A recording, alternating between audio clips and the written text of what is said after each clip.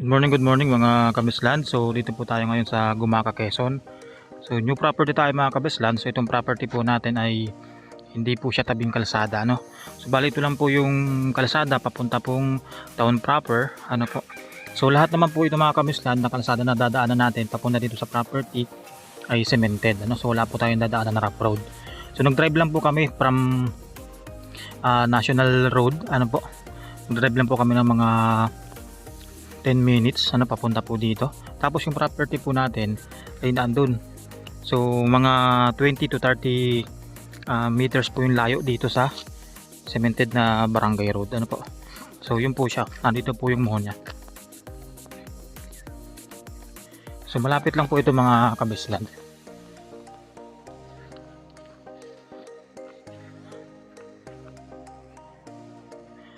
Yan, so ito po yung property niya. Yung ito po, pakita ko po sa inyo.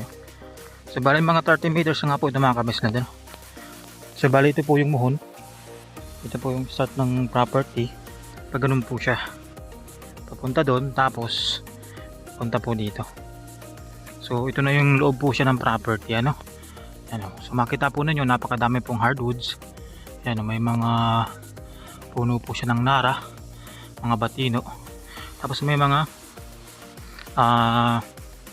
fruit bearing trees din po siya, no. Ayan, may mga langka, may mga mangga, may mahogany, tapos may mga saging, ano po. Yan, tapos meron siyang malaking puno ng pili. Yun, ito mga kabislan, sa part na to bali may pagkahili po siya dito, no. Palusong po siya sa area na to. Yan, so medyo madamo lang mga kabislan, madamo siya, kaya hindi ko mabababa, ano. Pero makikita naman po natin madami po siyang yan, mga hardwoods na yan. Yan, tapos may mga nyug naman siya, kasi yung ibang nyug kasi po dito hindi nakakabunga sa area na to, kasi may mga siya may malaking puno po kasi silang mga nasasakupan, so hindi nakakabuelo, ano. So kailangan mabawasan din po yung mga puno na yan, mga kahoy-kahoy na yan, para makabilo po yung nyug. Yan po, hindi pa naman namumunga, pero mga bata pa naman po sila, kaya siguro ganun din.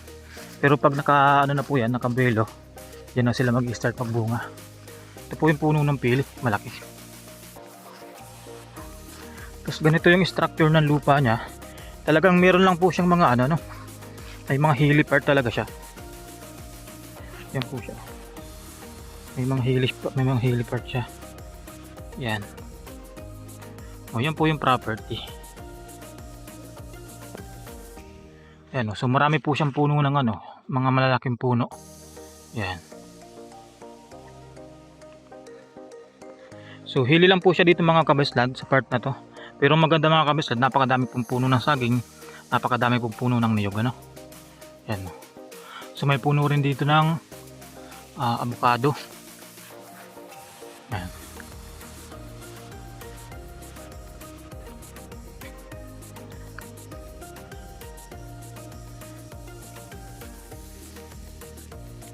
So yan ito mga kabislan, napakaganda nito, dami daming puno ng saging, mga namumunga na rin po sila.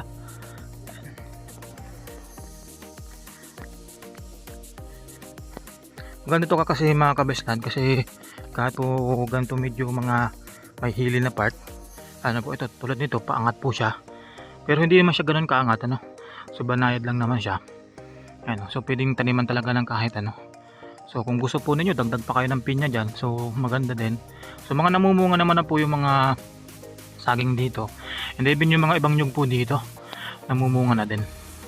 So yung kaninang binidyoan natin, yun lang po yung mga part na hindi namumunga yung nyug, kasi hindi po nakakabuelo. So napakadami pong mga mga pili. Ito po, pili pa po ito, area na to. So hardwoods, po, and fruit bearing trees, yan, niyog and saging, yan po yung mga nandito sa property natin. Yan. Ito po siya mga kabislan, so medyo hili lang talaga siya, itong part na to, medyo mataas-taas siya. Tapos itong kaliwa naman natin, medyo malalim-lalim ng konti. Yan po. So maganda man mga kabislan kasi hindi naman siya ganun katataas yung damo niya. Ano po, so kayang-kaya rin naman na grass cutter. Ayan.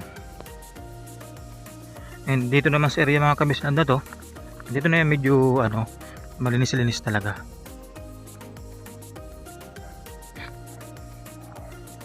Ito mga kabislan, no? Medyo malinis na dito. So ang layo pala nito mga kabislan sa town proper. So mga 20-25 minutes drive, ano? Yan, ganun lang naman po siya, malapit lang naman siya. Ang kagandahan lang talaga sa property na to, so even though na hindi po siya tabing kalsada, is malapit lang naman siya. Mga 30 meters lang po yung layo. So meron din namang right of way kasi madami kasing mga kabahayan din dito sa part na to. Dito rin sila dumadaan. Ano, kaya hindi naman siya pwedeng harangan yung daan doon. Yan po, ang dami mga fruit bearing trees, oh. Mga pili. Sa Metro Manila mga kabislan, yan 6 to 7 hours drive. Ganun lang po yung layo niya.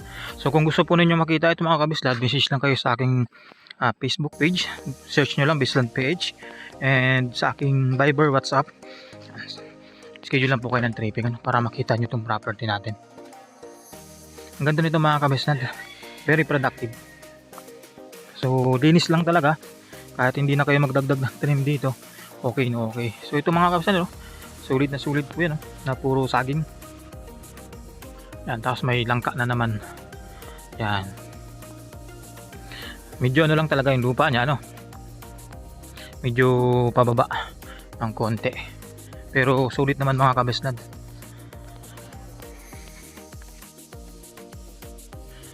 Yan.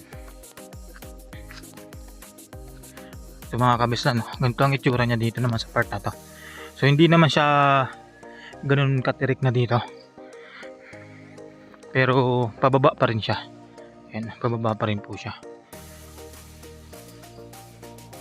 So mga takaran talaga ang mga nyug niya mga kabislan, no? So hindi pa ganun katataas. So matagal pa ninyong mapapakinabangan to. Yan, no? So pag nahawan to mga kabislan, no, so liliwanag din kasi yung ano nito. Medyo madami lang kasi ano, madami lang mga puno, kaya medyo madilim tingnan.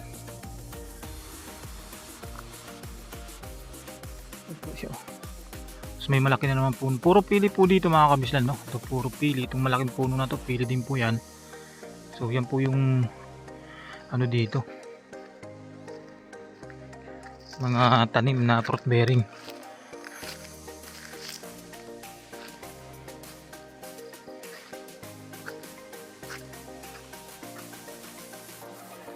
Kagandahan lang po sa pili, ano po, so maraming negosyo na pwede mong gawin. Diba, yung mga pagkain, yung mga pili, matamis na pili, ano po, pili tart, mga ganun. Yan. Ito, malaking puno pa po ng pili. Yan, pili, tapos may pili pa po doon. Tapos yung malalaki ng puno na yan. Yan. Napakaswerte po ng makakabili nito mga kamislan, no?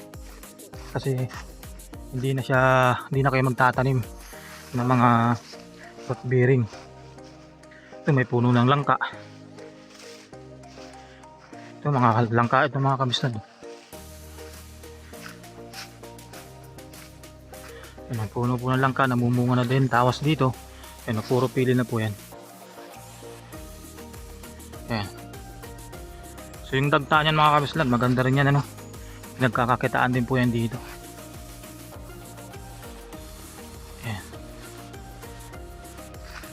So ito po ay titled, ano, buhay din po yung seller, ano po. Saka ang kagandahan dito mga kabislan, clean title po ito, no. So kung mabili po ninyo, so yun, mabilis lang i-transfer sa name po ninyo. Kasi walang problema po yung papel po nito. May puno rin po ng santol, kaso medyo maliliit pa. Yan, no? Puro langka naman sa part na to, ang medyo madami. Ayun, may mga puno rin nga ng santol. So may mga mangga din, ito tulad nito, puno ng mangga pero maliliit pa, no? Pero ang kagandahan nito mga kabislan, napakadaming maliliit na nyug.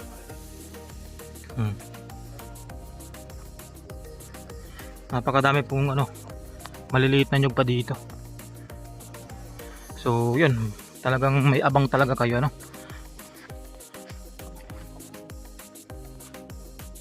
Yan po, may malaking puno na naman ng pili.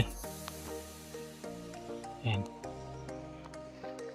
So yan po yung malalaking puno ng pili, oh. So ilang taon din po ang gugugulin nyo kung makakakaroon kayo ng ganyan, ano po. Pero maganda pag nabili nyo po yung property, so hindi na, ano. So talagang tuloy-tuloy na po yan.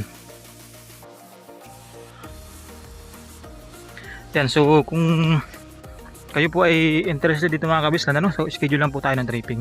So maganda kasi marami po akong property na malapit po dito.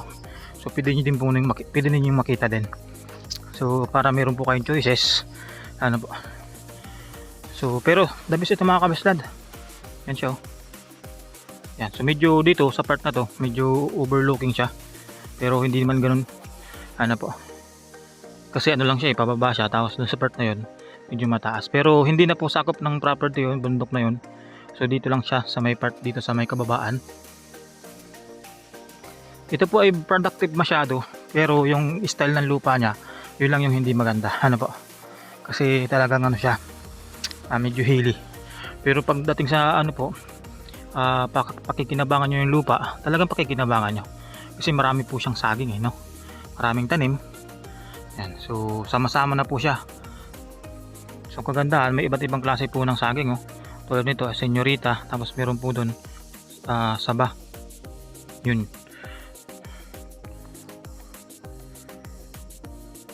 Yan, so yun.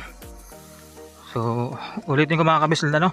So ito po pala ay may kuryente, may linya rin ng kuryente. Tapos pagdating sa tubig is ano lang naman mga kabislan, deep well. Tapos kung inumin naman, so marami naman po ditong mga water refilling station, no. So pwede nyo yung bilhan po ng inumin. Yan, so hanggang dito lang tayo mga kabislan, ano. So ingat palagi and God bless po sa lahat.